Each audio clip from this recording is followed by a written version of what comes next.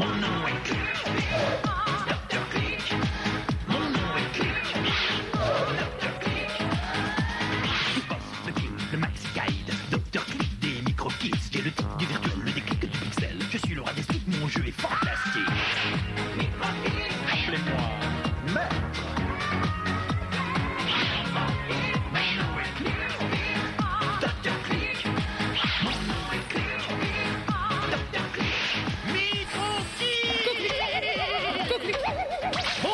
Bienvenue sur Micro-Kits Multimédia, le magazine qui court plus vite que tout le monde.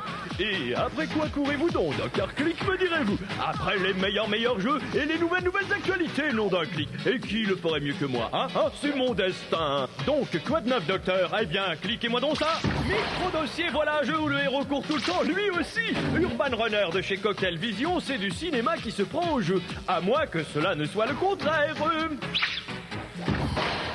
Cybertop, la rubrique des cliqueurs qui savent ce qu'ils veulent. Cette semaine, le point sur la PlayStation et le Game Boy. Envoyez-moi vos suggestions, c'est mon facteur qui fera le menu.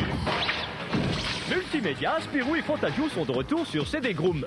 CD-ROM. Et ça tombe plutôt mal pour les gangsters qui ont eu la même idée qu'eux. Cybertruc, les meilleurs combines à clic pour passer là où ça ne passe pas. Cette semaine, les codes secrets de Doom 2 et d'Ultimate Doom à ne pas mettre entre toutes les mains.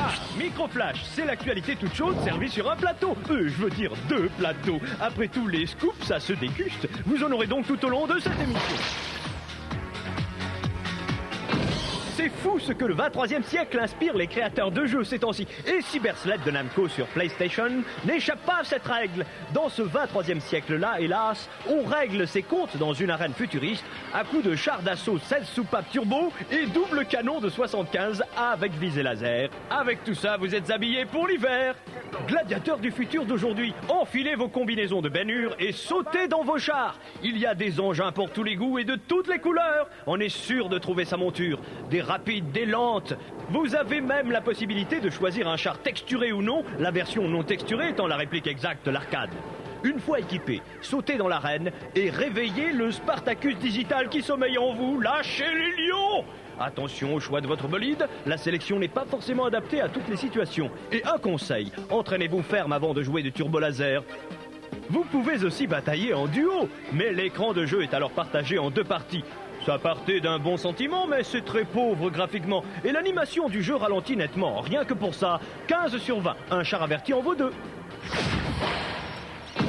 Bullfrog Software récidive en 3D avec le second volet de Magic Carpet sur PC CD-ROM. Une vraie petite merveille, ce numéro 2. Le démon Vissulute et ses hordes maléfiques se sont emparés avidement de la plupart des terres du royaume. Vous savez donc ce qu'il reste à faire? Vissulute. Tiens, celui-là au moins on ne le voit pas tous les jours, enfin. Donc ce Vissulute et tous ses petits copains ont besoin d'une bonne leçon. Serez-vous capable d'enrayer le mal et de le balayer de la surface de la terre d'un négligent revers de la main, comme pour chasser une mouche? Alors, comme tous les matins, mettez vos babouches, prenez votre tapis volant et c'est parti pour l'aventure, les cheveux au vent. Mais rassurez-vous, vous n'êtes pas tout seul. Tout au long de cette quête, le magicien Kafkar vous assiste et vous aide à résoudre parfois des énigmes. La 3D est superbe et la souplesse du jeu est telle que cela tient presque de la simulation, voire du miracle, si vous avez un coprocesseur en Pentium. Le tapis répond bien, même trop bien, ce qui le rend difficile à manœuvrer. Mais ce petit détail sera vite oublié tant l'atmosphère est dense et mouvementée. 17 sur 20, sacré Vissulute. Et voici le grand retour de Spirou et Fantasio dans la série des Playtoons. C'est Vito la Déveine qui va être content, dites-moi. Ouais! Spirou et Fantasio sont de retour dans la 4e version des Playtoons. Cette fois, on les accompagne dans de nouvelles aventures qui les entraînent dans la principauté de Mandarine et de son beau rocher. Là, vous aurez à déjouer les pièges de dangereux mafieux dont le redoutable chef n'est autre que Don Vito la Malchance. Vous pouvez suivre l'histoire de bout en bout ou bien choisir les scènes qui vous intéressent. Et dès que les dialogues sont terminés, n'hésitez pas à fureter dans l'image. Il y a toujours des surprises. Mais je ne vais pas tout vous dévoiler. Tous ces secrets, vous les découvrirez petit à petit. Playtoons, c'est aussi un jeu de construction. Créez vos propres décors, ajoutez les personnages et montez votre scénario. Vous pouvez visualiser le tout autant de fois que vous le voulez, si toutefois vous savez vous servir d'une caméra. Les entrées et les sorties, les premiers et les derniers, sur Game Boy et PlayStation, c'est le Cybertop. Oula, ça va très vite cette semaine dans le Cybertop. Wipeout, tout nouveau venu, s'empare déjà de la pole position, poursuivi par Ridge Racer qui se bat pour maintenir sa seconde place sur le podium, tandis que non d'un clic, les winners de Toshinden résistent toujours et encore un coup de sabre en 3e position. Tout comme son grand frère, Donkey Kongland garde sa place au soleil et fait de l'ombre aux Animaniacs qui prennent d'assaut la seconde place, repoussant Wario Land à la 3e place. Cybertop, ton univers impitoyable. C'est l'histoire d'un pauvre journaliste qui n'a rien demandé à personne et qui se retrouve poursuivi par des tueurs et par la police pour un crime qu'il n'a pas commis. Riez, cela pourrait être vous d'ailleurs, c'est vous. Entre deux coups de feu, si vous vivez assez longtemps, découvrez la vérité. Je dis toute la vérité. Enquête sur un film qui est un jeu menteur. Ce jeu était annoncé cet été sous le titre de Lost in Town, mais c'est sous le nom d'Urban Runner qu'il sortira au printemps prochain. Et je ne pouvais pas attendre, et j'ai donc été voir ce que l'équipe de Cocktail Vision vous préparait pour votre plus grand plaisir. Eh bien, toutes mes idées le long de ce scénario étaient guidées par le plaisir du joueur. Ça peut être n'importe qui est donc du jour au lendemain comme ça, immergé dans une histoire à laquelle il ne comprend rien et qu'il doit débrouiller grâce à ses aptitudes intellectuelles. Voilà, plus la ruse, la logique, l'intuition.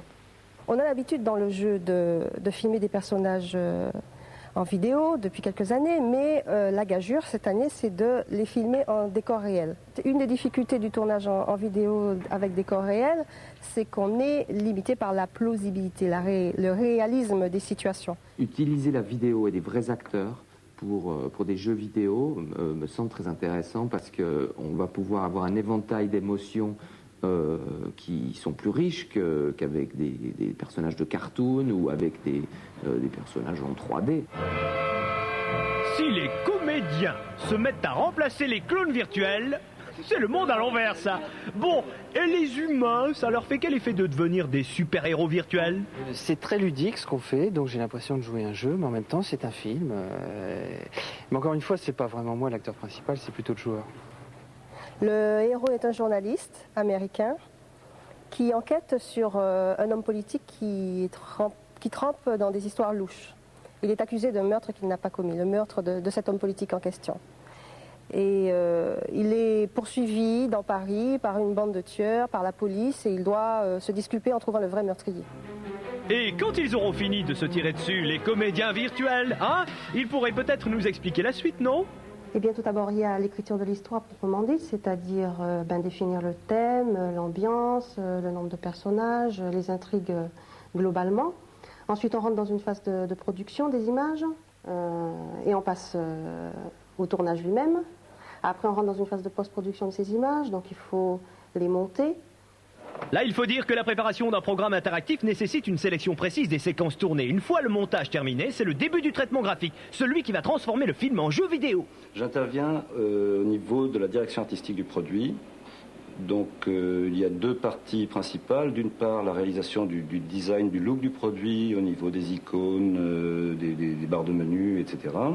Et d'autre part, sur la retouche d'images, des images vidéo qui ont été réalisées, pour pouvoir apporter une ambiance qui était impossible à obtenir au moment du tournage. Donc l'image de l'usine brute telle qu'elle arrive. Là-dessus, je vais donc déjà commencer par donner une ambiance dans l'image. Pour ça, j'utilise des filtres, dans ce cas particulier, des filtres de rendu d'éclairage. Ensuite, là-dessus, je peux également rajouter, par exemple, des effets de spot dans le champ de la caméra, avec tous les effets de flair qu'il peut y avoir sur un objectif photo. Non mais regardez-les, ces humains virtuels. Mettez-les dans votre coprocesseur et ils cassent tout. C'est vraiment tous les mêmes. Bon, si on revenait à la 3D, parce qu'il en faut bien de la 3D, non? La 3D intervient un peu de la vidéo, pour pouvoir fabriquer des objets qu'on n'a pas pu soit filmer, soit qui n'existaient pas dans la réalité. Disons qu'on a tourné dans une usine désaffectée, donc il y a plein d'objets, genre des pompes, des manomètres, des choses comme ça, donc qui ne fonctionnent pas, que j'ai recréé entièrement et que là je peux animer comme je veux en fonction des besoins du scénario. Et puis il y a la programmation proprement dite de l'arborescence, donc de la logique. et puis la partie test. Pour un jeu avec des vrais faux clones virtuels, ça se présente plutôt bien. Reste à voir le produit final. Le plaisir du jeu restera-t-il entier? L'interactivité sera-t-elle efficace et prenante? Bref, si c'est un bon cyberpolar, je vous en reparlerai, c'est sûr. Et maintenant, amis cliqueurs, comme promis, Microflash, le retour, deuxième partie. Avec Bomberman 2 de Virgin, rallumez la flamme de votre Game Boy. Dans ce second volet, vous pouvez choisir entre 3 modes. Le mode Story, Lesson et bien sûr le magnifique mode Battle qui a fait le succès de Bomberman. Pour le mode Story, vous devez mener à bien une mission. Parvenir à nettoyer le royaume des sales bestioles et autres spectres qui errent ici et là. Rien de plus facile, presque trop facile. En revanche, si vous optez pour le mode Lesson, vous accédez à plusieurs niveaux différents dans lesquels vous vous initiez aux stratégies de Bomberman. Ce qui est préférable pour affronter ce qui suit. Le mode Battle, le mode dans lequel règne la plus grande indiscipline dans un joyeux chaos et où la raison du plus fort est encore toujours la meilleure. Vous pouvez ajouter également votre petit désordre en invitant 3 petits camarades à visiter quelques niveaux avec vous. La source des bons jeux sur Game Boy se tarit peu à peu et quand on a la chance d'en essayer un, on ne le loupe pas, 15 sur 20. Mais ce deuxième volet n'est pas aussi prenant que le premier, dommage. Que les choses soient claires, International Superstar Soccer de luxe, version 95 de Konami, est le plus abouti des jeux de football de Super Nintendo. Vous disposez de toutes les plus grandes équipes du moment, 36 en tout, dont 24 rien que pour l'Europe. Et si cela ne vous suffit pas, vous pouvez tout paramétrer, je dis bien tout. Le nombre des joueurs jusqu'à 4, le mode contre la console quand on est seul ou à 2, le type de terrain et la météo par pays, la condition physique des équipes, leur formation respective, la couleur des maillots et des shorts, du jamais vu nom d'un clic. L'action se déroule tout en 3D isométrique. Les joueurs répondent bien, même lors des passes. Les dribbles sont d'une efficacité à toute épreuve. Et marquer un but peut se révéler facile si vous paramétrez en conséquence votre équipe. Mais attention, pénalty! L'animation est rapide et fluide et tout ça est commenté en direct avec une ambiance sonore comme on les aime. Le graphisme est fin, simple, suffisamment clair pour que le ou les joueurs s'amusent vraiment. Allez, 17 sur 20 et c'est le délire dans les gradins.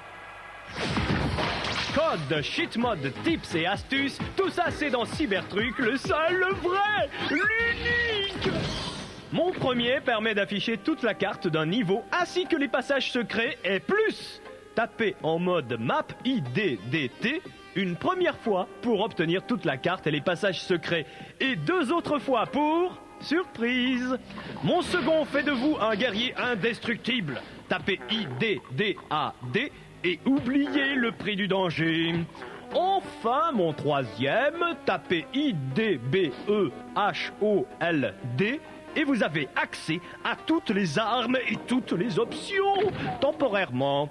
Mon tout est synonyme de carnage et permet d'obtenir toutes les armes et toutes les clés. Tapez IDKFQ. Merci Dr Click. Et si avec tout ça la Doumania ne vous prend pas...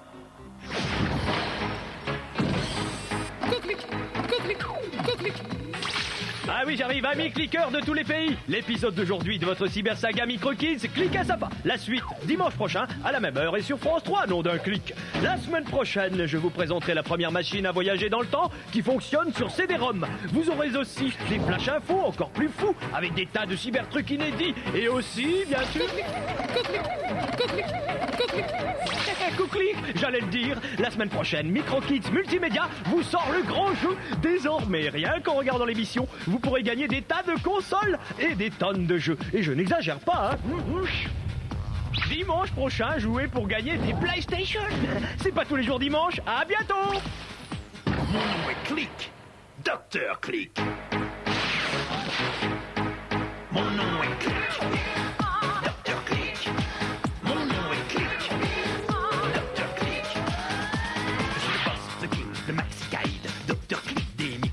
J'ai le type du virtuel, le déclic du pixel. Je suis le roi des sticks, mon jeu est fantastique. Appelez-moi